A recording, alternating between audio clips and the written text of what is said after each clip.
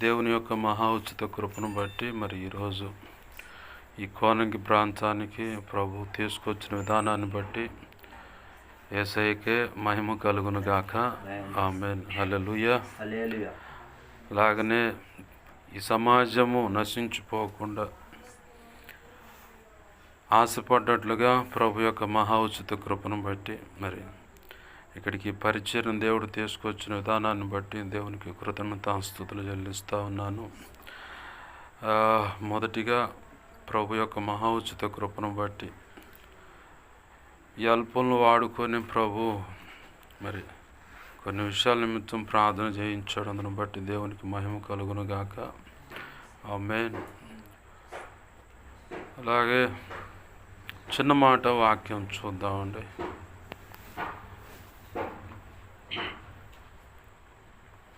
ప్రభు యొక్క మహా ఉచిత కృపను బట్టి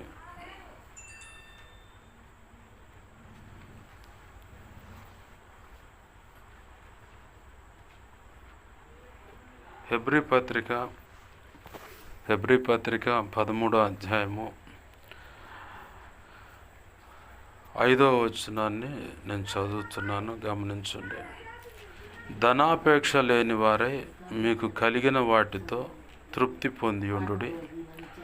నిన్ను ఏమాత్రమును విడువను, నిన్ను ఎన్నడను ఎడబాయనని ఆయనే చెప్పాను కదా. కాబట్టి ప్రభువు నాకు సహాయుడు, నేను భయపడను, నరమాతృడు నాకేమి చేయగలడు అని మంచి ధైర్యముతో చెప్పగలవారమై ఉన్నాము. చిన్న మాట ప్రార్థన చేసుకుందామండి. ప్రేమగల మా కన్న తండ్రి యేసయ్యా, నీకు వందనాలు, కృతజ్ఞతాస్తుతులు. మా ప్రభువా, అయ్యా ఇదిగో మీరు ఇచ్చిన లేఖనాన్ని బట్టి నీ కృతజ్ఞతాస్తుతులు. లేఖనాన్ని విరవండి. నీ అనాది సంకల్పంలో నిర్ణయమైన ప్రతి ఒక్కరితోనూ, సార్వత్రిక సంఘంలోను సకల పరిశుద్ధులతోనూ, ఈ వాక్యం కోసం ఆశగా ఎదురు చూస్తున్న వారందరితోనూ, సమకూడిన వారితోనూ, నాతో మాతో అందరితో దేవా ఈ లేఖనాన్ని ఉపయోగపెట్టుకొని లేఖనముని రొట్టెను విరచి అయ్యా ఆశీర్వదించి కృతజ్ఞతాస్తుతులు చెల్లించి విరచి మా అందరికీ వడ్డించండి. తృప్తిగా మేము తినగలిగేలాగా కృప దయచేయండి. అది జీర్ణించుకొని బలమునుంది నీ కొరకు సాక్షులుగా నిలబడి ప్రజ్వలించేలాగా కూడా కృపను దయచేయండి. క్రీస్తు పరిమళ సువాసనగాను, క్రీస్తు పత్రికలుగాను ఉంటూ నీ అనాది సంకల్పంలో నిర్ణయమైన ప్రతి స్థలమందు నీ పక్షంగా నిలబడి నీ సాక్షులై నిలచి, నీ అనాది సంకల్పంలో మా నోట నీ మాట, మా నోట మీ మాట ఏమైతే ఉంచావో ఆ మాట ఏ ప్రజలకు ఏ రీతిగా అందితే నువ్వు అనుకున్న కార్యం జరుగుతుందో ఆ రీతిగా నువ్వు అందించి, నీ కృపలో నిర్ణయించిన రీతిగా ఆత్మను రక్షించండి. నీ కృపలో నిర్ణయించిన రీతిగా సేవకగణాన్ని సిద్ధపరచండి. నీ కృపలో నిర్ణయించినట్లుగా స్వస్థతలు, అద్భుతాలు, ఆశ్చర్యమైన కార్యాలు జరిగించండి. దేవా, స్వార్థ పుస్తకాలు సాక్ష్యం ఇస్తున్నాయి. స్వస్థతలు, అద్భుతాలు జరుగుతున్న వెనువెంటనే వాక్యము స్థిరపరచబడుచుండేనని లేఖనం సాక్ష్యం ఇచ్చినట్లుగా మీరు కదిలి దేవ గొప్ప కార్యాలు జరిగినట్లు, అయా నీవే గొప్ప కార్యాలు జరిగించుకున్నట్లుగా ఈ అల్పులను బలపరిచి ఈ మాటలు వింటున్న ప్రతి ఒక్కరిలో నువ్వు అనుకున్న కార్యం జరిగించి, నీవు అనుకున్న నీ అనాది సంకల్పంలో నువ్వు నిర్ణయించుకున్న నీ సంతోషం పరిపూర్ణమవునట్లు కార్యాలు జరిగించను మాత్రం మహిమ పొందమని, ఉపదేశించమని, ఈ నువ్వు అనుకున్న మాటలన్నీ నీ పక్షం వహించిన మీ దాసు నోట ఉంచి మీ దాసుని మరుగుపరిచి, సిలువు చాటును మరుగుపరిచి మీ దాసుని ముఖాంతరంలోంచి మీరు కనపడుతూ మీ దాసు నోటిని మీ నోటి బురగా చేసి బలమైన వాక్శక్తినిచ్చి నీ అనాది సంకల్పంలో ఈ అల్పుడకు నువ్వు నిర్ణయించినటువంటి ఆ ధారాళమైన ఆత్మ నడిపింపు, లేఖన ప్రత్యక్షత, ఆత్మ ప్రత్యక్షత, వాక్శక్తినిచ్చి నీవే నీ ప్రజలతో మాట్లాడమని బతిమాడుతున్నాను. ఉపదేశాన్ని అడ్డగించాలని చూస్తున్నది దుష్టుడు, వాడి దూతలు, చీకటి, అంధకార శక్తులు ఈ ప్రాంతంలో పూజలు అందుకుంటున్నాయి. మరి ఏ ఉన్నా సరే వాటి ప్రభావం చట్ని ఏస్తున్నాముని మహాపునరుద్ధాన శక్తిని బట్టి నీ సిలువ రక్తాన్ని బట్టి బంధిస్తున్నాను. నా చుట్టూరు, మా చుట్టూరు, ఈ ప్రార్థనలోకి వేస్తున్న ప్రతి ఒక్కరు చుట్టూరు సిలువ రక్తపు కంచె, రక్షణ కంచె, అగ్ని కంచెనవి ఈ సమాజం చుట్టూ కూడా కాపుదలించు. అయా ఇదిగో నీ మహిమే కానీ జ్ఞాపకం చూడు సమస్తంపై ఆవరింప చేసి నీ చేతిని దాచిపెట్టి దేవదూతలు అగ్ని వంటి రథము సాయం చుట్టూ కావలి గుంచి నీవే అగ్ని ప్రాకారం చుట్టూ ఉండి జ్ఞాపకం చూడు సమస్తం చుట్టూ ఉండి అయ్యా ఈ సమాజాన్ని ప్రజలను వాతావరణ సమస్తాన్ని మీ స్వాధీనం తీసుకొని మీ బలమైన సన్నిధి మా మధ్య ఉంచి నీవే మార్చవండి త్రియేక దేవుడుగా మా కన్న తండ్రిగా మార్చండి మాతో ముచ్చటించండి. నిద్ర ముంపు అలసత్వం చేదర విసుగు దేవా సాయంకాలం అయ్యా ఇదిగో తండ్రి శరీరం అంతా అలసట కోరుకుంటుంది. అలా అలసటను బట్టి జోగుతున్న నిద్ర ముంపు అంత ఏసునాములు బంధిస్తున్నాను. చురుకు మెలకు ఆసక్తి చేస్తున్నాం రిలీజ్ చేస్తున్నాం తండ్రి. నీవే నాతో మాతో మాట్లాడమని నీ పక్షం వహించిన నేను ఎంత బాగా నీకు బాగా తెలుసు. నీ మీద అనుకున్నానయ్యా నీ కృప మీద ఆధారపడ్డాను. నా సమస్త విధేయతలు అతిక్రమ దోషాలు పాప దోషాలు ఆజ్ఞాతిక్రమలు క్షమించి నీ సులువు రక్తం కడిగి పవిత్రపరచు. ఇర్మియా 9:9-10-18 ప్రకారం నీ కృప నాకు దయచే. అపోస్తుల కార్యం 4వ అధ్యాయం నుంచి దేవా 25 అపోస్తుల కార్యం 4వ అధ్యాయము 27 నుంచి 37 వచ్చిన ప్రకారం నీ కృప దయచే. మత్తయి 10వ అధ్యాయం 1 వచ్చిన 7-20 వచ్చిన ప్రకారం నీ కృప దయచే. యెషయా 51:16 ప్రకారం నీ కృప దయచే. ఎహెజ్కేలు 2వ అధ్యాయం 1-2 వచ్చిన ప్రకారం నన్ను మమ్మల్ని అందరినీ చక్కగా నిలబెట్టి నీ ఆత్మతో నింపి మాతో మాట్లాడాయా. ఈ కార్యములు జరిగించమని యేసయ్య నామున అడిగి వేడుకం ప్రార్థించి సమస్తం పొందుకొని లేఖనాన్ని బట్టి కృతజ్ఞతాస్తుతులు చెల్లించి ఉపదేశించమని మిమ్మల్ని బతిమలాడుతూ నీ చేతులకు మమ్మల్ని అప్పచెప్పున్నాము మా తండ్రి. ఆమేన్ ఆమేన్ ఆమేన్. ప్రభునందు సమకూడిన అలాగే నా ఈ మాటలు వింటున్న ప్రతి ఒక్కరికి ప్రభు యేసుక్రీస్తు వారి పేరిట నా హృదయపూర్వకమైన వందనాలు. అందరికీ వందనాలు. ప్రభు యొక్క మహా ఉచిత కృపను బట్టి మరి ఈరోజు ప్రత్యేకంగా దేవుడు తన అనాది సంకల్పంలో ఎన్నో రోజులుగా ప్రార్థిస్తూ ఉండగా ప్రభు ఈరోజు మరి ప్రత్యేకంగా ఇక్కడ పరిచయం జరగటానికి ద్వారాలు తెరిచిన విధానాన్ని బట్టి దేవునికి మహిమ కలుగును గాక. ఆమేన్. హల్లెలూయా. ఎందుకంటే ఎన్నో రోజులుగా ప్రార్థన చేస్తుంటాం, తెలియకుండా ప్రార్థన చేస్తుంటాం. అయా మా సమాజం రక్షించబడాలి, లేదంటే ఇక్కడ ఒకటే పరిచర్య ఉందని చెప్పి అది కూడా బోధ అర్థం కాని పరిస్థితిని బట్టి ఇంకా దూర ప్రాంతానికి వెళుతూ పరిస్థితులన్నీ తొంగి చూసుకొని ప్రభు కృపను బట్టి మరి ప్రార్థించగా ఈ అల్పుల ప్రార్థన ప్రభు ఆలకించి ఈ ప్రాంతమంతా రక్షించడానికి ప్రభు ప్రత్యేకంగా ఈ పరిచర్ని ఇక్కడికి తెచ్చాడు. అందును బట్టి దేవునికి మహిమ కలుగును గాక. ఆయనే తన కృప ద్వారా ఈ పరిచర్ని ఇక్కడ స్థిరపరిచి విస్తారమైన తాను సెలవిచ్చిన రీతిగా ఆత్మను రక్షించి సంఘాన్ని కట్టి తను అనుకున్న రీతిగా అద్భుతాలు జరిగిస్తూ ఆయన నామాన్ని ఈ ప్రాంతమే కాదు ఈ సమాజమే కాదు చుట్టుపక్కల గ్రామాలు పట్టణంలో కూడా ఊరేగించునుగాక. ఆమేన్. మంచిది. చదువుకున్న లేఖన భాగాన్ని గమనిస్తే అక్కడ దేవుని మాట ఉంది, ధనాపేక్ష లేనివారే, తర్వాత ఏముంది, ధనాపేక్ష లేనివారు ఈ కలిగి ఉన్న వాటిలో తృప్తి పొంది ఉండము. చాలు చాలు చాలు. ధనాపేక్ష లేని వారే మీకు కలిగిన వాటితో తృప్తి పొంది ఉండు అని. ఎందుకు ఈ మాట కోట్ చేయాల్సి వస్తుందంటే ఆ పైన వివాహం గురించి చెప్తా ఉన్నాడు.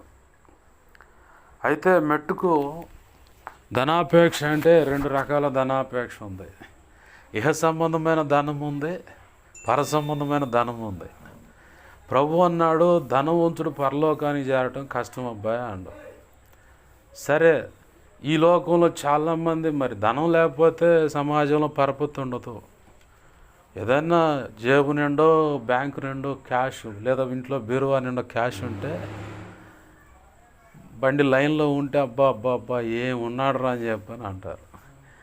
అదే రూపాయి లేకపోతే అయిపోయిందిరా, అదే నోరు మళ్ళీ అవి కొత్త ఏం లేదు, కొత్తగా ఏం 4 పుట్టలా లేదంటే నోరేం కొత్తగా పుట్టలా. కానీ పచ్చగా ఉంటే అబ్బా ఏమున్నారా అంటుంది అదే నాలుక అదే నోరు. అదే కాస్తంత తేడా పడిచారు. ఏ జన్మలో ఏ పాపం రా, ఎవడికి ఏ కీడు చేశారు, ఆ ఉసురు వాళ్ళకి తగిలినట్టుంది, అందుకే అట్ట అయిపోయిందని చెప్పని. పల్లెటూరు కదా ఈ మాటలు బాగా వాడతారు. లేదంటే ఏం మిడిసిపడ్డాడు వాడు, దాన్ని చూడు ఏం మిడిసిపడ్డది, అది అవ్వాసి చాస్తి అయింది, దేవుడు ఉండడు రో అని చెప్పని అనుకుంటూ ఉంటారు. కానీ ఏం జరిగిందో ఏమో ఈ వ్యక్తి కన్నా తెలిసి ఉండాలి, ఆ భగవంతుడి కన్నా తెలిసి ఉండాలి. ఆమేన్, హల్లెలూయా. మధ్యలో దూరం నుండి చూసేవాళ్ళకి ఏం అర్థం కాదు. ఇట్లాంటి విషయాల్లో తొందరపడి నోరు జారకుండా జాగ్రత్తగా ఉండాలి, లేకపోతే మాత్రం మనకు దొరికిపడుతుంది. ఎందుకంటే కొంతమంది విషయాల్లో కొన్ని బలహీనతలను బట్టి వ్యక్తులు, సేవకుడు కావచ్చు, సంఘ పెద్ద పరిచారకులు, విశ్వాసులు కావచ్చు, అలా తొందరపడి నోరు జారినప్పుడు వాళ్ళకి కొన్ని అనుభవాలు అనుమతించినప్పుడు వాళ్ళు గాయపడుతూ దేవుని వైపు చూస్తున్నప్పుడు నేను వాళ్ళని ఎదుర్కొంటున్న పరిస్థితులు చూసి నేను కూడా బాధపడ్డ సందర్భాలు ఉన్నాయి. అయితే మెట్టుకు మనము ఇహ సంబంధమైన ధనాపేక్ష అంటే అబ్రహాం గారిలాగా అశాశ్వతమైనది, ఇదంతా తాత్కాలికమైనది, కొన్నాళ్ళ మటుకు ఇది, రేపటిదైనా నేను పోయేటప్పుడు ఇవన్నీ నేను తెచ్చుకుంటానా? ఎవరు తెచ్చుకో. కాకపోతే మాత్రం నా తర్వాత నా పిల్లలకి అవి ఉండాలి, ఇవి ఉండాలని చెప్పి మాత్రం తపన పడతాం. దాని విషయంలోనే రెక్కలు గొల్ల చేసుకొని కష్టపడుతూ ఉంటాం. అయితే కొంత మటుకు మనకు తగిన మాత్రము పౌలు గారు కూడా అంటాడు, చాలినంత కాస్తంత పట్టెడు అన్నము, ఉండటానికి నివాసము, అతిగా ఏమి ఓవర్గా చూసుకోకుండా మితముగా ఉంటూ దైవభక్తి సాధన చేస్తూ ముందుకు పోతే చాలా మంచిది అబ్బాయి అండు. అబ్రహాం గారేమో గుడారం వేసుకోండి, ఈ మేడల మిద్దెలు ఏమి ఉండవు అబ్బాయి, ఒకరోజు మొత్తం పోతే ఇవన్నీ వదిలిపెట్టి పోవాల్సిందే నేను. అయితే మితంగా ఉండాలని అబ్రహాం గారు చెప్తా ఉన్నాడు, పౌలు గారు కూడా మితంగా ఉండండి అబ్బాయి అని చెప్తా ఉన్నాడు.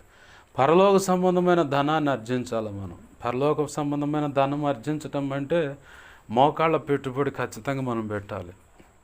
ఈ ప్రాంతానికి వచ్చాము, మొన్న అమ్మ చెప్తా ఉంటే నేను వింటూ ఉన్నాను, అయ్యా దేవుడు ఎందుకు అక్కడికి ప్రేరేపిస్తూ ఉన్నాడు ప్రార్థన చేయమని. నాకుంది అనుభవం. దేవుడు తన కృపచేత మరి ఈరోజు తన ప్రేరణ బట్టి ప్రభు చెప్పిన ఆజ్ఞ చొప్పున లోబడి ఈ ప్రాంతానికి వచ్చి అమ్మోళ్ళు ప్రార్థన చేస్తూ ఉంటే ప్రవచనం నేను కొన్ని వింటూ ఉన్నాను. వాళ్ళకి తెలియదు అనుకున్నా, నాకు తెలిసి ప్రవచనం ఉందన్న సంగతి. ఏంది, కొన్ని ప్రవచనాలు వస్తూ ఉన్నాయి, ప్రార్థనలో కొన్ని ప్రవచనాలు వస్తాయి.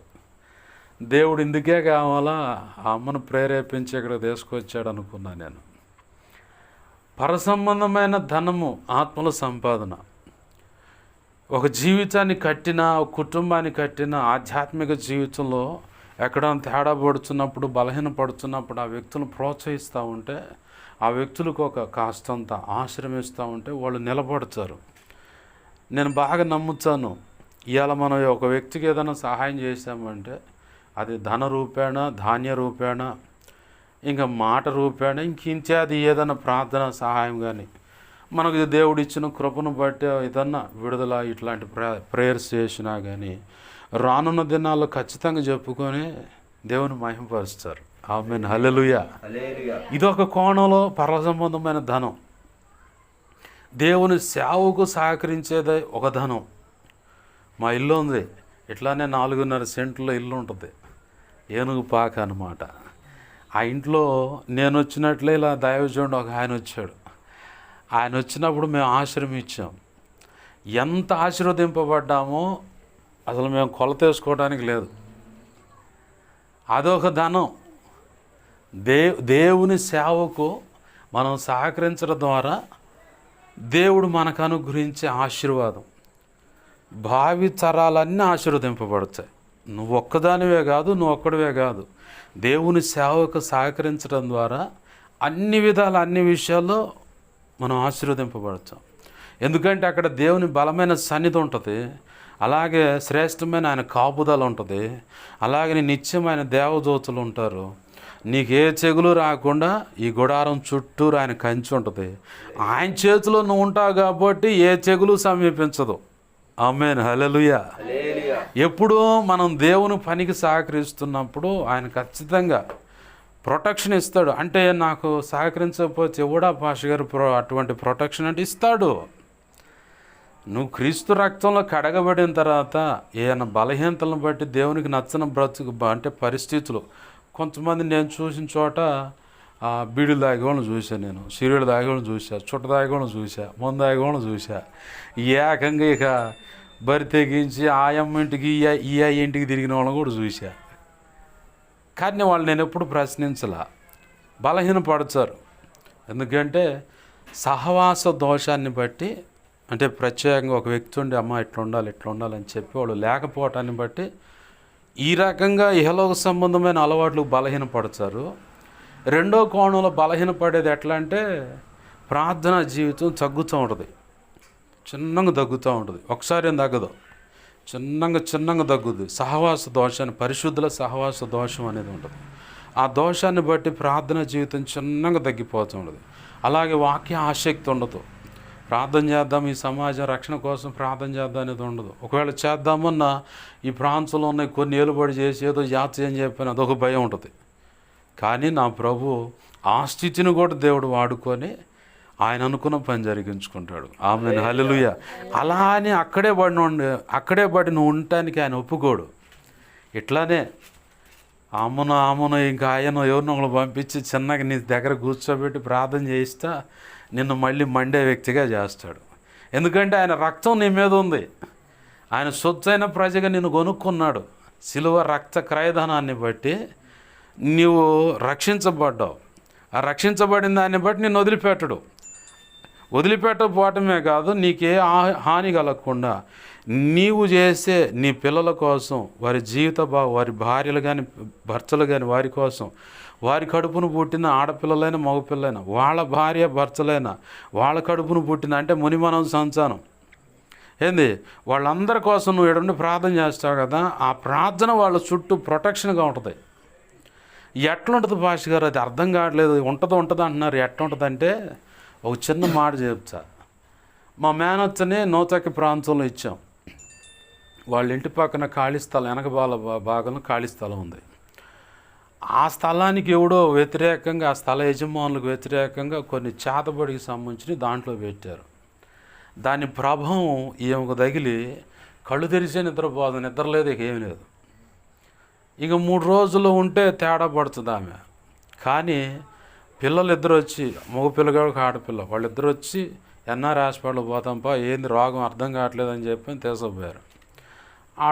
అక్కడ లోతురం సంఘ కాపరుండి ఆయన వెళ్ళి ప్రేయర్ చేశాడు. ప్రేయర్ చేసి ఒక మాట చెప్పాడు, ఇంకా 3 రోజులు ఉంటే నువ్వు అయిపోతావమ్మా, కానీ నీ పిల్లలు ఇటు పక్కకు తేవటం ఒక మేలైంది. అయితే ఈ మూలగా నీ మేనల్లుడు నీ కోసం ప్రార్థన చేస్తూ ఉన్నాడు. అతని ప్రార్థన నీ ఇంటి చుట్టూరు, నీ పిల్లల చుట్టూరు, నీకు ఆ పంట పొలం చుట్టూరు, సమస్తం ఇక అన్ని చుట్టూ ఉంది ఆ కాపుదల. ఆ కారణాన్ని బట్టి నువ్వు తప్పించబడ్డావు అది చెప్పి వెళ్ళిపోయిన తర్వాత ఇంకా మా మేనమా ఉండి ఇటు దాకా చుట్టూర పోసుకొని బైబుల్కి వెళ్ళి కాళ్ళు పెట్టి హహహ అంటాడంట. ఏంది అహహ అంటావు చెప్పి నేను కళ్ళు తెరిచి చూస్తుంది. అదొక దర్శనం. అంతే కాలు ఎగిరి దన్నాడుగా అట్ట దన్నేసరికి అవతల పడ్డాడంట. ఇక ఆయన వెళ్ళిపోయాడంట. అది ఒక దురాత్మలాగా ఆయన ద్వారా అట్లా కనపడుతూ ఉంది.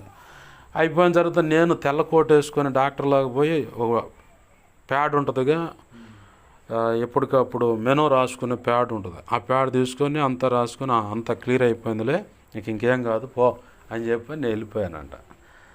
ఆ తర్వాత కళ్ళు మూతలు పడి ప్రశాంతంగా నిద్రపోయింది. ఇది ఎందుకు చెబుతున్నా అంటే నీ ప్రార్థన కూడా ఇంతకంటే పెను ఉపద్రవాలు నీ బిడల చుట్టూన్నా, మునిమనం సంతానం చుట్టూన్నా, కోడల్లో అల్లుళ్ళో లేదా వాళ్ళ పిల్లలు అల్లుళ్ళో కోడల్లో వాళ్ళందరి చుట్టూ కూడా నీ ప్రార్థన ఇట్ట ప్రాకారంగా ఉంటుంది. ఆమేన్, హల్లెలూయా. ఏంది ఎట్టుంటుంది అంటే ఇట్నే ఉంటుంది. మరి మనకు అర్థం కాదు, కానీ మొండికి పడి ప్రార్థన చేస్తూ ఉంటే దేవుడు ఖచ్చితంగా కార్యం చేస్తాడు. ప్రభు యొక్క మహా ఉచిత కృప ఏంటంటే ఈ ప్రాంతంలో నీవు రక్షణ పొందినందుకే నీకు ఆ రకంగా సెక్యూరిటీ ఉంటే, మరి సేవ విషయంలో నువ్వు సహకరిస్తున్న దాన్ని బట్టి ఇంకా పెద్ద ఆశీర్వాదం ఉంటుంది. ఏంది ఇది ఒకటి వస్తుంది, ఖచ్చితంగా దేవుడు కార్యం చేస్తాడు. ఏంది నాకు తెలుసు నేను నీ దగ్గరకు వచ్చిన రోజే నేను చూశాను, నాకు తెలుసు. కానీ చెప్పిన కొంచెం ఈ మాటలు శ్రద్ధగా తీసేస్తాడులే బలహీనత తీసేయ. ప్రార్థన చేద్దాం. ఏంది పరిచర్య సహకరించే విధానం ఇది ఒక కోణం. రెండవ కోణం ఏంటంటే దేనికాడికి వస్తున్నాం మనం, ఇదంతా పరలోకంలో ధనం సంపాదించుకునే విషయంలో ఇటుబడి వచ్చాం. ఒకటి, ప్రార్థన చేయటం వల్ల, ఆత్మల సంపాదన వల్ల ధనము సంపాదిస్తాం. రెండవది, పరిచర్యకు, దేవుని సేవ జరగటానికి ఇలా ఆశ్రమించి సహకరించే దాన్ని బట్టి పరలోకంలో ధనాన్ని సంపాదిస్తాం. మూడవది, మన దగ్గర ఉన్నది దేవుని సేవకే సహకరించినప్పుడు, అంటే ధన రూపేణ ఏదన్నా అప్పుడు దేవుడు ప్రేరేపించిన దాన్ని బట్టి అలాగా దేవుని పనికి సహకరించడం ద్వారా. లోకాసువార్త 8వ అధ్యాయం 1-2 వచనాలు పట్టుకుంటే అక్కడ ఉందో మాట, యేసయ్యకు కొంతమంది వాళ్ళ దగ్గర ఉన్న స్థిరాస్తులు, అంటే అంటే నడిచేయి స్థిరాస్తులు అనేవి, ఇక మనకున్న పొలాలు అట్లాంటి అమ్మి ఉన్న ధనం తెచ్చి యేసయ్య పాదాల దగ్గర పెట్టి ఆయన పని కోసం, ఆయన ఎక్కడికైనా వెళ్ళాలన్న, ఎవరికైనా సహాయపడాలనుకున్నప్పుడు అట్టా సహకరించారు. ఇది ఒక కోణం అయితే, పౌలు గారికి కూడా కొంతమంది స్త్రీలను ఇచ్చాడు. వాళ్ళకు కలిగిన దాంట్లో స్థిరాస్తులు అమ్మి తెచ్చి పౌలు గారికి ఉపచారంగా ఇస్తే ఆయన సేవలకు వాడాడు. ఆ సహకరించిన వారి పేర్లు జీవగ్రంథం నందు వ్రాయబడవును అన్నాడు. అంటే పాస్ గారు మొత్తానికి మా ఇంటికి పొలానికి టెండర్ పెట్టారు అనుకునేవారు. అదేం కాదు. కానీ అయితే అంటే సర్వసాధారణంగా కొంత అవగాహన లేని వాళ్ళు ఏంటంటే, పెట్టారు వీళ్ళు మొత్తానికి టెండర్ అనుకుంటారు. అదేం కాదు. మన దగ్గర ఇప్పుడు నేను తినడానికి 10 రూపాయలు ఉన్నాయి. ప్రభు యొక్క ఆత్మ, పరిశుద్ధ ఆత్మదేవుడు నిన్ను ప్రేరేపించాడు అనుకో, 2 రూపాయలు సహకరిస్తావు. ఇప్పుడు లోకాసువార్త 21వ అధ్యాయంలో అట్టుకుంటా మాట ఉంది, అందరూ వాళ్ళకు ఉన్నది తీసుకొచ్చి కొంత ఇంట్లో దాచిపెట్టుకొని తెచ్చి ఆడేసారు కానుకపేటలో. భేద విధవరాలుగా వృద్ధురాలు వచ్చి ఆమె దగ్గరున్న మొత్తం జీవనం మొత్తం తెచ్చేసింది. అంటే ఇప్పుడు ఈ 2 కాసులు ఆ కానుకపేటలో వేస్తే ఇప్పుడు రేపొద్దున తినటానికి ఎత్తుక్కోవాలి. అలాంటి పరిస్థితుల్లో ఉన్న ఆమె ఉన్న 2 కాసులు తెచ్చేసిందంట కానుకపేటలో. ఏయంగా లేసే అన్నాడు, వాళ్ళందరికీ ఉన్న దాన్ని బట్టి వాళ్ళు తెచ్చి కొంత ఇంటికాడ దాచుకొని తెచ్చి ఇక్కడ కానుకలు వేశారు. ఇదిగో ఏమైతే ఆమె జీవనం అంటే ఇంక లేదు ఆధారం, ఇంకా 2 కాసులు ఏదైనా తినటానికి కానీ ఇంకేది తెచ్చుకోవడానికైనా, కానీ మొత్తం తెచ్చామా కానుకపేటలో ఏం కావాలని ప్రభు అన్నాడు. వీళ్ళందరికంటే ఎక్కువ మొత్తంలో ఆ కానుకేసింది ఈ పెద్ద ఆవిడే అని అన్నాడు. అంటే దేవుని చేత మెప్పు పొందింది. మన దగ్గర ఉన్నది ప్రభువుకు తెలుసు. 10 రూపాయలు నేను 2 రూపాయలు సహకరించు, దాన్ని బట్టి కూడా పరలోకంలో నీకు ధనం వస్తుంది. నేను 2 రూపాయలు ఇచ్చేవరయ్యా వాడుకునేదాన్ని. ఒక దైవజనుడు ఉండు, అమ్మ మందిరం కట్టాలా, మీకు దగ్గర ఉన్న దాంట్లో తీసుకొని రండి అంటే, ఒక ఆడపిల్ల వాళ్ళ నాన్న 5 రూపాయలు ఇచ్చాడుగా, ఆ 5 రూపాయలు ఇస్తున్నది కాస్త తీసుకొచ్చి ఆ కానుక తీసుకొచ్చి ఆ కిడ్డీ ఇచ్చిన రూపాయి కాస్త ఆ కిడ్డీ బ్యాంకులోంచి బయటకు తీసుకొచ్చి 65 రూపాయలు ఇచ్చింది. మందిరం స్థలం కొనడానికి మొదటి కానుక. ఆ దైవజనుడు అనుకున్నంట, ఇదేం చేస్తాను ప్రభు, ఇది ఎందుకు అని చెప్పి అనుకున్నాడు. ఆ తర్వాత వరుస పెట్టి మొత్తం కావాల్సిన ధనవంతు దేవుడు ఇచ్చాడు. హల్లెలూయా. ముందు ఎందుకు వస్తుంది ప్రభు అనుకో, మళ్ళీ సరి చేసుకొని క్షమించు ప్రభు, ఇది కూడా కానుకే కదా అని ఏజన్న గారి దగ్గరికి ఒక భిక్షాటన చేశాను వచ్చాడంట.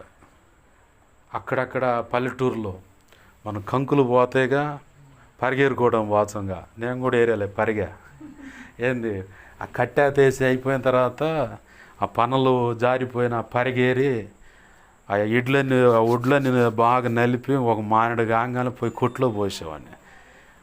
కొంతమంది అక్కడ బీదలైన వాళ్ళు మా పొలాల్లో వచ్చి పరిగేరుకొని, లేదంటే ఆ తాలు గింజలు వచ్చి చెరుక్కొని గింజలు పట్టుకొచ్చుకొని ధాన్యం బస్తాలు చేసుకునేవాళ్ళు. అట్లానే ఈయన కూడా అక్కడక్కడ పొలాల మీద తీసుకొని వచ్చిన ఆ ఒడ్లు కాస్త ధాన్యం బస్తా తీసుకొచ్చి ఏసన్న గారి దగ్గర ఆడేసేవాడంట. ఏసన్న గారు ప్రార్థన చేయండి అనేవాడంట. ప్రార్థన చేయడం కానుక అంటే అక్కడ ఉన్న వాళ్ళు ఆయన స్థితిని చూసి వద్దు అన్నానంట.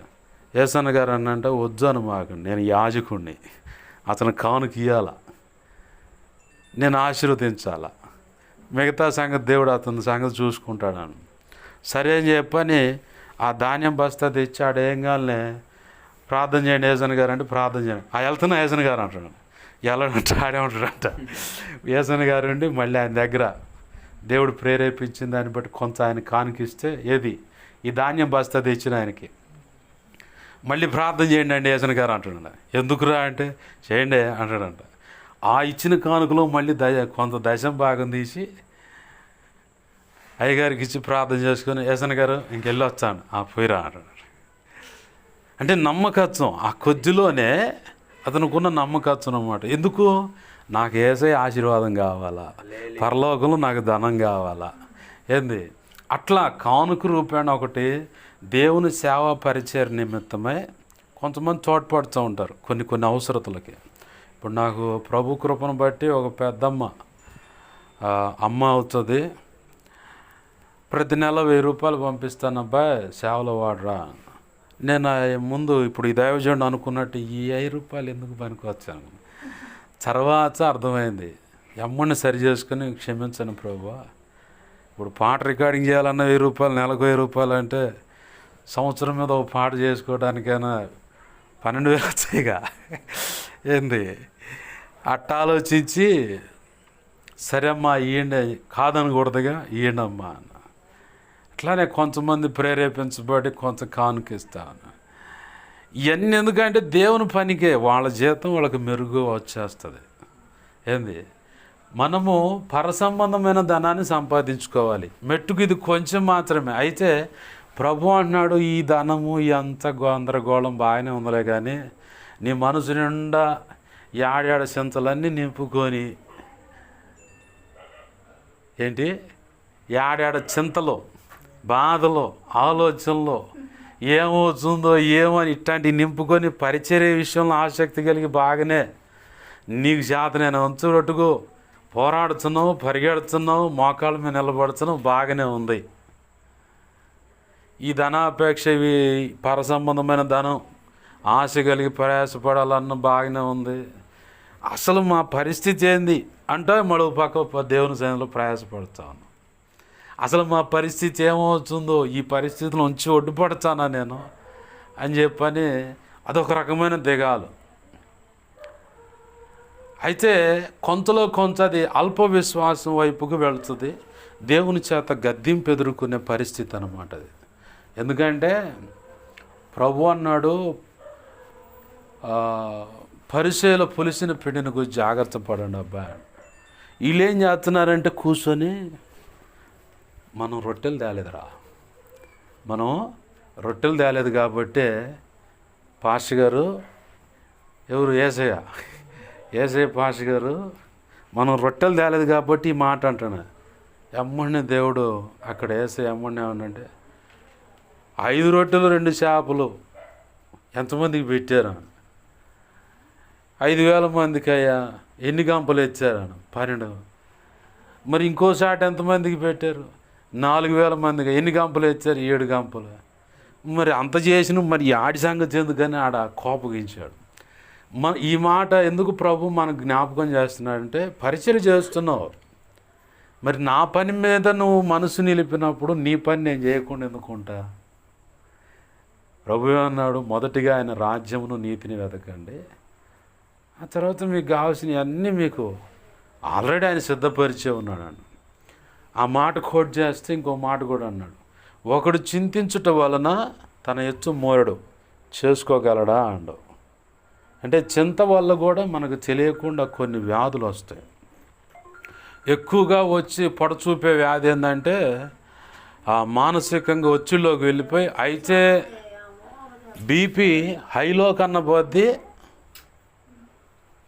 చింతించటం వల్ల, మానసికంగా ఒత్తిడిలోకి వెళ్ళటం వల్ల, ఆలోచించటం వల్ల వచ్చే వ్యాధులు ఏంటి అంటే, మొదటిగా వెళితే హై బీపీ కన్నా వెళ్తుంది, లేదా లో బీపీ కన్నా వస్తుంది.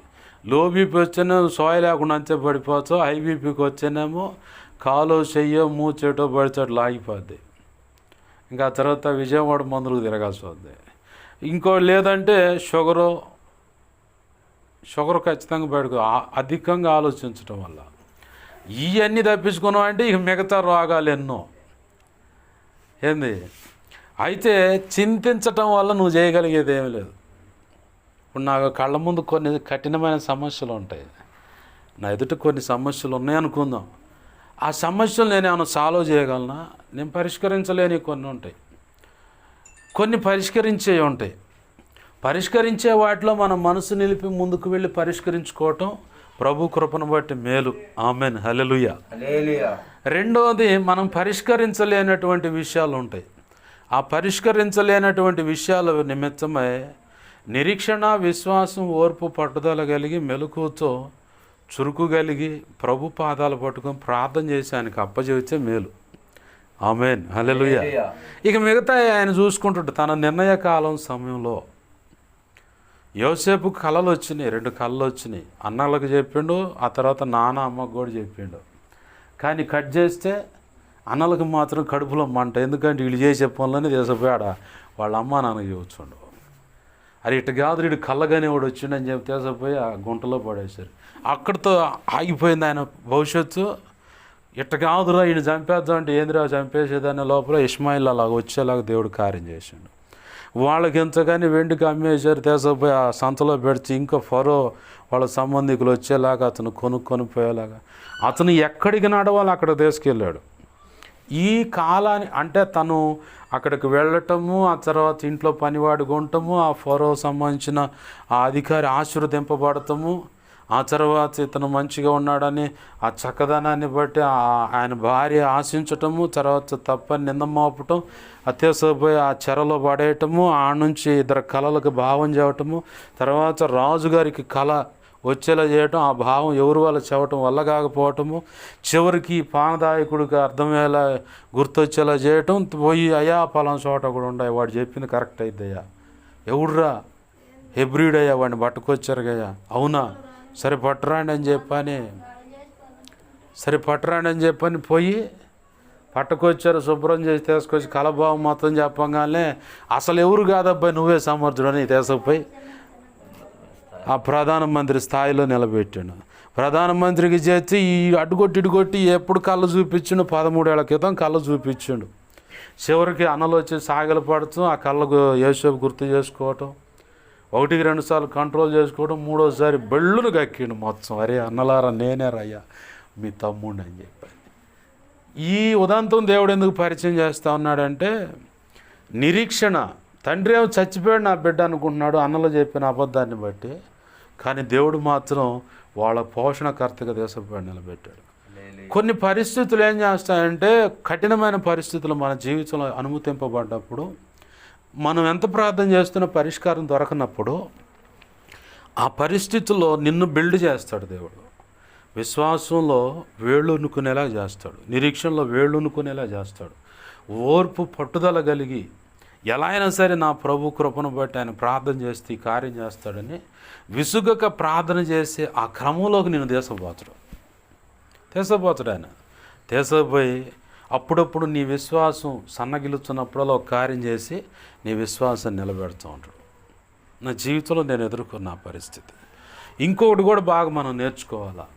ఒక్కో సమయంలో ఆయన చేయాలనుకున్న పనికి నువ్వు పద్దాకలు ప్రార్థన చేస్తా, పద్దాకలు అడ్డం తిరిగి ఏడుస్తా, పద్దాకలు ఏంది ప్రభు అని చెప్పి ప్రశ్నిస్తూ ఉన్నప్పుడు నీకు కొన్ని బలహీనతలు అప్పచెప్పి మెలకుని పడుకో అరవకుండా ఏంది ప్రార్థన కూడా చేయనీడు.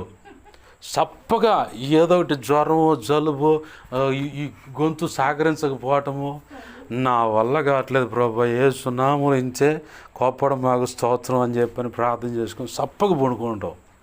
అట్లా కొన్ని సందర్భాలు నా జీవితంలో దేవుడు అనుమతించాడు. ఎందుకంటే ఆయన చేయాల్సిన పనికి నువ్వేమో ఓ పక్కేం ప్రార్థన చేసి అడ్డుపడుతున్నావు, ఓ పక్కేమో ఏడిసి అడ్డుపడుతున్నావు, ఓ పక్కేం ఏంది ప్రభు అని ప్రశ్నిస్తున్నావు. ఇవన్నీ ఆయన అనుకున్న పని చేయడానికి అడ్డమే.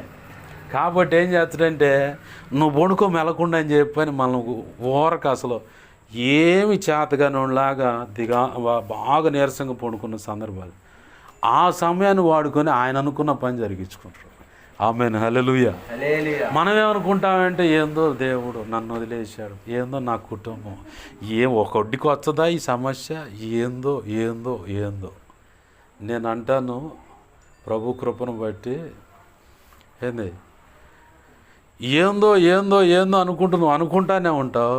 ఆయన అనుకున్న పని జరిగించుకుంటానే వచ్చరు. ఆమేన్, హల్లెలూయా. అదైతే మనకు అర్థం కాదు. నిన్న దైవజనుడు ఫిరే గారు చెప్తా ఉన్నాడు, గతంలో కూడా దైవజనులు చెప్పిన అనుభవం ఒక మాట. ఓ తల్లి తన బిడ్డ ఎదుట జిగ్జాగ్ చేస్తూ ఉందంట. వినే ఉంటారు దైవజనులు చెప్పిన మాటలో. జిగ్జాగ్ చేస్తూ ఉంటే పసివాడు ఉండి అమ్మ అదేదో చూడాలి, అమ్మ అదేదో చూడాలి, చూపి అంటే ఆగునానని వాడు డిస్టర్బెన్స్ చేస్తున్నా కానీ ఎట్ట పైకి అనుకుంటా ఏమైతే పిక్చర్ అనుకుందో అది చేసింది. ఈ లోపల ఆ చంటోడిని చక్కగా చంకలో తీసుకుని ఇప్పుడు చూడనగానే భలే ఉందే పువ్వు, భలే ఉంది, గులాబీ పువ్వు బాగుందమ్మా అని చెప్పాను. కింద నుంచి చూస్తే గజిబిజే, కానీ కొద్దిగా ఓపిక పట్టామనుకో మన పని మనం చేసుకుంటా పోతామంటే ప్రభు అనుకున్న పని ఆయన చేసుకుంటూ వస్తాడు. మన మైండ్లో ఒకటి ఇలాగ రావాలనుకుంటా ప్రార్థన చేసుకుంటూ ఉంటాం, లేదంటే ఇలా ఊహించుకొని దేవుని పాదాలు పట్టుకుంటూ ఉంటాం. కానీ మన ఊహలకు మించిన రీతిగా ప్రభు ఆ వ్యక్తులను సరి చేసుకొని వస్తాడు, ఆ సమస్యను పరిష్కరించుకుంటూ వస్తాడు, ఆ వ్యాధి నుంచి కూడా విడుదల కలుగు చేసుకుంటూ వస్తాడు. ఇప్పుడు మా యోహాను సువార్త 9వ అధ్యాయంలో పట్టుకుంటా ఒక పెద్దోడు ఉండవు, పుట్టుకు గుడ్డోడు. కానీ పక్కనున్న శిష్యులు అన్నారు, ప్రభువా ఈడు గుడ్డోడుగు పుట్టడానికి కారణం వీళ్ళ తల్లిదండ్రుల పాప దోషాలా లేదా ఈడు పాప దోషాలా అని చెప్పానంటే ప్రభు అంటున్నాడు, ఏం కాదు, దేవుని నామం మహింపరచబడటానికి వాడు అలా గుడ్డోడుగా పుట్టాడని. పరిసయ్యులు సద్దుకాయలు వీళ్ళంతా దేశం పోయి వాడిని ఎన్ని రకాల టార్చర్ పెట్టి ప్రశ్నలు వేసి ఉంటారు. పద్దాకలు ఎందుకు అడుగుతారు, మీరు కూడా ఆయన శిష్యులు అవ్వాలనుకున్నారు, మేమెందుకు అవుతురా, నువ్వేరా ఆయన శిష్యుడు అని చెప్పని అన్నారు. కానీ చివరికి కట్ చేస్తే అతను ఇంచుమించుగా మనకు అర్థం కావడానికి ఒక 20 సంవత్సరాలు యవ్వనస్తుడు అనుకుందాం. ఈ 20 సంవత్సరాలు ఆ తల్లిదండ్రులు ఎంతగా భారంతో ప్రార్థన చేస్తుంటారు. అయ్యా నా బిడ్డ విషయంలో అద్భుతం జరిగించాను 20 సంవత్సరాలు. లేదు 18 సంవత్సరాలు అపవాది చేత నడువంగిపోయిన ఆ స్త్రీ మందిరానికే వచ్చింది, ఎన్ని సంవత్సరాలు అన్ని సంవత్సరాలు ప్రార్థన చేస్తూనే ఉంది. కానీ ప్రభు ఒక నిర్ణయకాలం నిర్ణయించాడు. 12 సంవత్సరాలు రక్తస్రావ రోగంతో బాధపడుతూ ఉంది. ఆమె కూడా ఒక టైం నిర్ణయించాడు. 32 సంవత్సరాల కోనేటి దగ్గర పోయి ఉండేవాడు, బీడీలు వస్తున్నాయి. వేసన గారు భలే చదువుతుంది ఈ సంగతి. వాడికి బీడీలు అందిస్తానే ఉండు, రొట్టె మొక్కలు అందిస్తాను. వాడు మాత్రం ఆడే పడుకుండండి, వాడు మాత్రం లేవట్లేదు.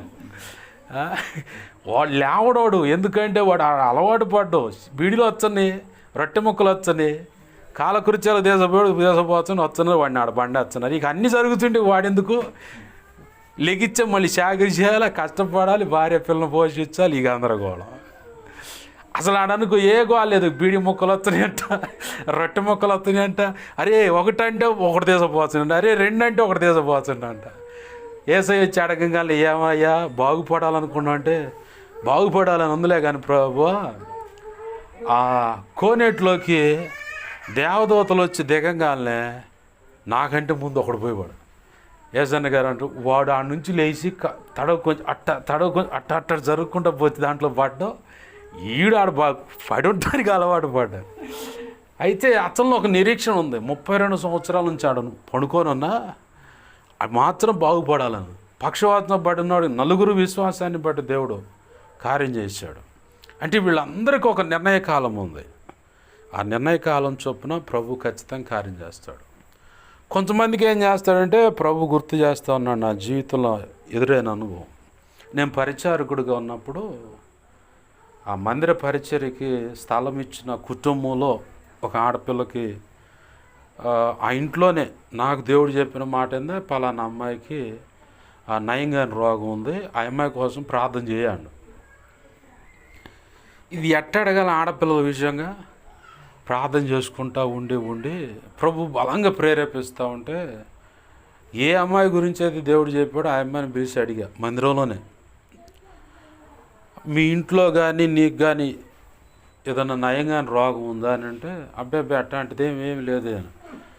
ప్రభా నువ్వు అడగమన్నావు, అడిగా, వాళ్ళు ఏం లేదంటున్నారు, మరి నువ్వు ఏదన్నా నేను తప్పుగా అడిగాను లేకపోతే క్షమించ, ఇంకే రకం పొరపాటుకు తీసుకుంటారు, క్షమించు ప్రభు అని చెప్పని ప్రార్థన చేసుకొని నీకు అప్పచెబుతున్నా, నువ్వే చూసుకోను. ఆ రోజు నుంచి ఈ రోజు వరకు ఆ అమ్మాయికి ఓవర్ బ్లీడ్ ఉంది, ఇప్పటికీ నయం కాల. ఎన్ని హాస్పిటల్ తిరిగి ఉంటారు. ఇంకా కొత్త రాగాలు కూడా వచ్చినాయి, కరోనా పుణ్యం అంట. కరోనా పుణ్యం అంట. కొత్త రాగం రావడం కాదు, అసలు ఓవర్గా ఆలోచించి మెదడులో నరాలు ఒక్కోసారి సడన్గా నొప్పి వస్తే బ్రెయిన్ స్ట్రోక్ వచ్చే అవకాశం ఉందని కూడా డాక్టర్లు చెప్పున్నట్టున్నారు.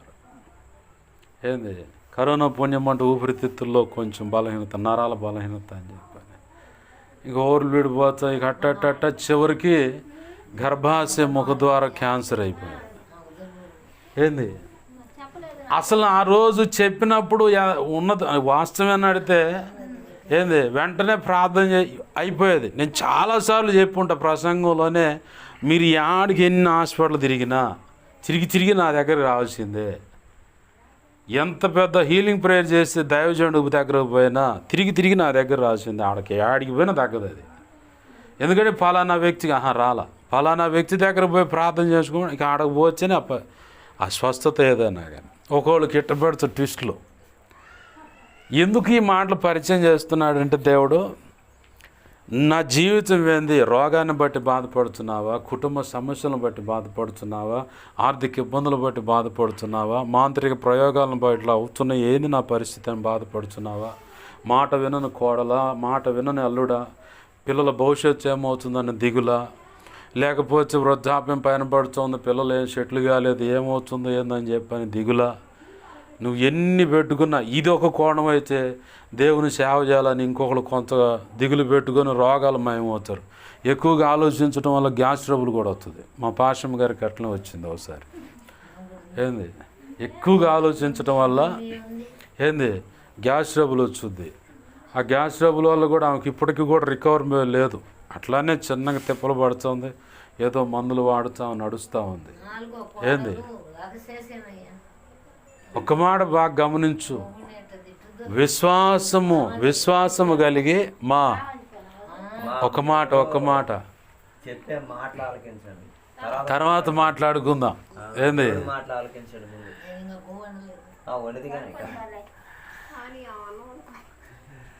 ఈ ఒక్క మాట చెప్పి నా మాటలు ముగిస్తాను. ఒక మాట చెప్పి నా మాటలు ముగిస్తాను. అస్సలు మాట ఏనాడు వీడు మారడు అనుకున్న వ్యక్తిని కూడా దేవుడు మారుస్తాడు. ఏంది మా బాబాయ్, మా పెదనాన్ననే ఒక ఆయన ఉండు మా ఊళ్ళోనే. ఆయన ప్రార్థన చేస్తాడు, ఈ మధ్య మందిరానికి పోతాడని తెలిసింది. పెద్దలుడు సమస్య, పెదనాన్న మార్చడు అంటవా అతను అంటే, ఏమో మార్చడో లేదో అని. సరే ఆయన మారతానికి ప్రార్థన చేస్తాను, ప్రార్థన చేద్దాను. మళ్ళీ అడిగా, మార్చడం అంటవా అని, ఏమో మార్చడో లేదో అని. మార్చడని నువ్వే చెబుతుంటివి, మార్చడో లేదా నువ్వే చెబుతుంటే, ఏదో ఒక దాని మీద నిలబడన్నా. రెండు మాటలు ఉండకూడదు, అవునంటే అవును, కాదంటే కాదు. యేసయ్య దగ్గర ఎంత మొండి పొద్దులైనా సరే మారాల్సిందే. ఆమేన్, హల్లెలూయా. దైవజనుడు ఇప్పుడు అంతకుముందు డ్యాన్స్ మాస్టర్, ఆయన లవ్ మ్యారేజ్, శాలింరాజు గారి దగ్గర బాప్తిజం పొందిండు. క్షమించిన ఆమె పొందింది బాప్తిజం. ఈయన మాత్రం ఆ మందిరం కాడికి వచ్చి ఆయన వదిలేసిపోతాడు. ఏమయ్యా రా అంటే, నాకు పనుందులే పోవే అంటాడంట. చివరికి ఒకరోజు అనుమానంతో ఎగిరిగిరి తన్నుతూ ఉంటే 2 కాళ్ళు గట్టిగా పట్టుకొని అర్ధరాత్రి కాడ కన్నీళ్లు పెట్టి, అయ్యా ఈ కాళ్ళతోనే దన్నింది, క్షమించే నా భర్తనని చెప్పని ఏడ్చి ప్రార్థన చేస్తుంటే, అసలు ఇదేం చేస్తుందని ఒకరోజు మెలకు కలిగి చూస్తే ఆ కన్నీటి డ్రాప్ ఆ కాళ్ళ మీద పడదు. ఇక అంతే, ఆ హృదయం మారిపోయింది ఒక దెబ్బతో. ఏంది తెల్లారి ఆదివారానికి వచ్చేసరికి, నేను కూడా వస్తా, తొందరగా బయలుదేరు అన్నాడు. ఏంది మార్పు అనుకుంది. 3 వారాలు 4వ వారం బాప్తిజం. ఈరోజు క్రైస్తవుల మీద ఎక్కడెక్కడ దాడులు జరుగుతున్నాయో, మందిరాల మీద దాడులు జరిగిన, సేవకుల మీద దాడులు జరిగిన, ఆయన ముందు పెరిగించుకుంటూ పోయి అడ్డం తిరిగి పోలీసు వాళ్ళతో రాజ్యాంగం ప్రకారం అన్ని విషయాల్లో ఫైటింగ్ చేస్తుండ. ఆ చల్లి అనుకుంది అప్పుడు, విశ్వాసంతో నా ప్రభు దేవుని, నా ప్రభువు ఖచ్చితంగా నా భర్తను పట్టుకుంటాడని చెప్పి అనుకుంది. అట్లా నీ కోడలేంది, అసలు ఎంతలో మేధాని సరే, నోరు సరిగా లేని వ్యక్తినైనా సరే 4 బాధ తీసుకోవచ్చు. యేసన్న గారి దగ్గరికి ఒక పెద్ద ఆమె పోయిందంట. పోయి, యేసన్న గారు చుట్టనే మానలేకపోతున్నాను, నా వల్ల కావట్లేదు అంటే, మాంచలేపోను. పెద్ద పెద్దవాళ్ళు చెప్పినా సరే మానలేకపోయాను పాస్టర్ గారు అంటే, నువ్వు మాంచలేపో, నేను ప్రార్థన చేస్తా పో. ఇక ఆమె సాక్ష్యం చెప్పిందంట, పల్లెటూరులో పొలాల మీద రచ్చలో అగ్గిపెట్టి ఇవే సొట్ట వెలిగించా అని చెప్పంటే, నేను వెలిగించాను, నీ ఏళ్ళు చూడు ఎట్ట పోయిందా అని చెప్పాను. మొత్తం లైన్లోకి వచ్చలేపో అన్నాడు. చివరికి 2 రోజులు ప్రార్థన చేసిన, ఉపవాసం ఉండి ఆమె కోసం ప్రార్థన చేస్తే ఆ సొట్టలేదు, మొత్తం ఎగిరిపోయింది. నిన్ను వదిలిపెట్టదన్న బలహీనత కూడా నిన్ను వదిలిపెట్టి పారిపోద్ది. ఏంది? వదిలిపెట్టదు అనుకున్న బలహీనత కూడా నిన్ను వదిలిపెట్టి పోద్ది అనమాట. ఇది నా వల్ల కాదు, నేను మానుకోలేనన్నది కూడా మానేస్తావు. ఏంది? ప్రభు ఖచ్చితంగా కార్యం చేస్తాడు. ఏ విషయంలో దిగులు పడమాక, నేను నిన్ను విడవను, నిన్ను ఎడబాయను అంటున్నాడు ప్రభు. నేను నీకు తోడై ఉన్నా. ఇంక నువ్వు దిగులు పడి నువ్వు సాధించేది ఏముంది?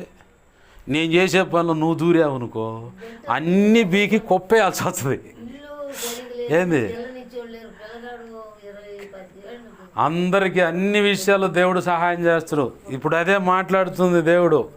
నేను నీకు తోడై ఉన్నా, నిన్ను ఎడబాయను, విడువను, ఎడబాయను అంటున్నాడు ఆయన.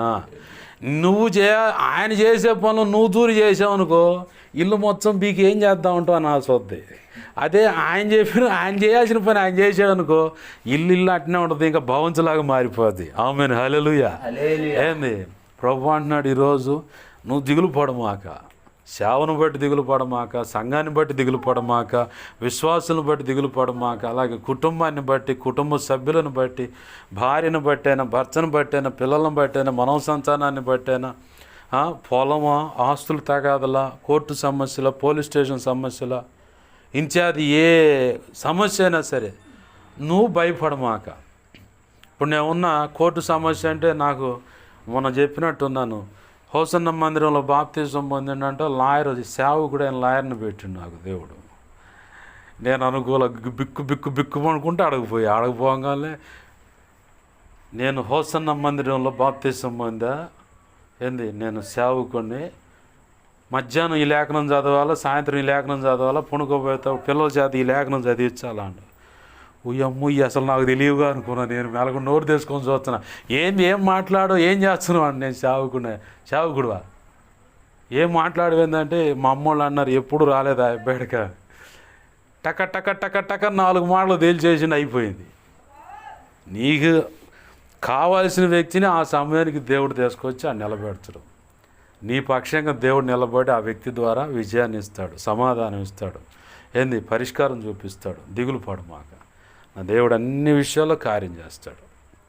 రండి ప్రార్థన చేసుకుందాం. దేవుని పాదాలు పట్టుకుని ప్రభుని అడుగుదాం. ప్రభువా, ఈరోజు నువ్వు నాతో మాట్లాడుతున్నావయ్యా, నిన్ను విడువను, ఎడబాయను, నిబ్బరం కలిగి ధైర్యంగా ఉండి అంటున్నావు. ప్రభువా, కనికరించండి అయ్యా, కనికరించండి అయ్యా. విన్న మాటలు మా హృదయాలు పదిలపరచండి అయ్యా. పర సంబంధమైన ధనాన్ని కోరుకోమంటున్నావు, అది సంపాదించుకోమంటున్నావు.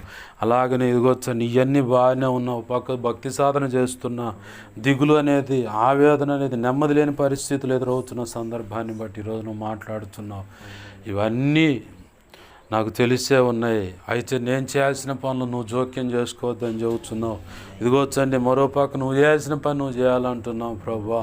అయా పరిష్కరించుకోవాలంటున్నావు ప్రభువా. కొంతమంది విషయాలు ఇలా చేస్తాడు దేవుడు అంటున్నావు ప్రభువా. ఇదిగో కొంతమందిని అయితే ఇలా తీసుకెళ్ళి పలానా వ్యక్తి దగ్గర ప్రార్థన చేయించుకో అని చెప్పానంటావు ప్రభువా. అయ్యా, డేవిడ్ పాల్ యాంగిచోగా దగ్గర ఒక తల్లి వచ్చి, అయ్యా నాకు రోగం స్వస్థత ప్రార్థన చేయమంటే, ఇదిగో అక్కడ మందిరంలో దేవా చీపురు పట్టుకుని ఉడుస్తున్నటువంటి ఒక పరిచారకురాలు దగ్గర పోయి, ఆమె దగ్గర పోయి ప్రార్థన చేయించుకోపు. అదేంటంటే ఆమెకే ఉంది ఆ స్వస్థత వరం. వెళ్ళి ప్రార్థన చేయించుకుంటే స్వస్థత కలిగింది ప్రభువా. అయ్యా, ఒకవేళ మేము సమాధానం లేని పరిస్థితిని బట్టి ఒకవేళ ఎక్కడైనా నేను దుఃఖపరిచిన సందర్భాలు ఉంటే క్షమించండి అయ్యా. ఈ ఆత్మకార్యములు జరిగించండి, వాక్యాన్ని మా హృదయంలో పదిలపరచండి, అనేక పర్యాలు నెమరవేయడానికి కృపను దయచేయి. ఈ మాటల చేత ఎవరెవరితోనో మాట్లాడుతున్నాం, ప్రతి ఒక్కరి విషయంలో నువ్వు అద్భుతం జరిగించండి. అధికంగా ఆలోచించటం వల్ల ఇదిగొచ్చండి ఇలా రోగాలు ఉంటాయని సెలవిస్తున్నావు అయ్యా. మేము కోరి తెచ్చుకునే రోగాలు ఇలా ఉంటాయి ప్రభా, క్షమించండి, స్వస్థత దయచేయండి, అద్భుతం జరిగించండి. ప్రతి సమస్యకు పరిష్కారం ఉందని చెబుతున్నావు. నేనున్నాను, నీకు తోడై ఉన్నాను, నీకు దిగులేందుకు అంటున్నావు ప్రభా.